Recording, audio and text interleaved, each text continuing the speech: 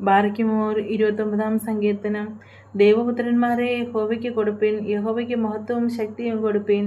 യഹോവയ്ക്ക് അവൻ്റെ നാമത്തിൻ്റെ മഹത്വം കൊടുപ്പിൻ. വിശുദ്ധാലങ്കാരം ധരിച്ച് യഹോവയെ നമസ്കരിപ്പിൻ. യഹോവയുടെ ശബ്ദം വെള്ളത്തിന്മീതെ മുഴങ്ങുന്നു, പെരുവെള്ളത്തിന്മീതെ. യഹോവ മഹത്വത്തിൻ്റെ ദൈവം തന്നെ. ഇടിമുഴക്കുന്നു, യഹോവയുടെ ശബ്ദം ഭക്തിയോടെ മുഴങ്ങുന്നു. യഹോവയുടെ ശബ്ദം മഹിമയോടെ മുഴങ്ങുന്നു. യഹോവയുടെ ശബ്ദം ദേവദാരുക്കളെ തകർക്കുന്നു.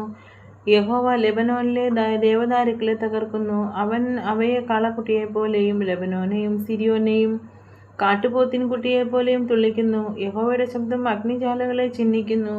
യഹോവയുടെ ശബ്ദം മരുഭൂമിയെ നടുക്കുന്നു. യഹോവ കാദേശ് മരുവിനെ നടുക്കുന്നു.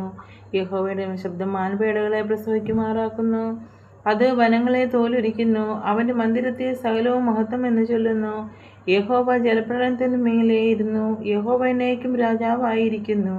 യഹോവ തൻ്റെ ജനത്തിന് ശക്തി നൽകും. യഹോവ തൻ്റെ ജനത്തെ സമാധാനം നൽകി അനുഗ്രഹിക്കും. ഭവന പ്രതിഷ്ഠ ഗീതം. ദാവീദിൻ്റെ ഒരു സങ്കീർത്തനം. ദൈവമേ, സ്തുതിക്ക് യോഗ്യമാകുന്നു. ബാരയ്ക്കുമോർ.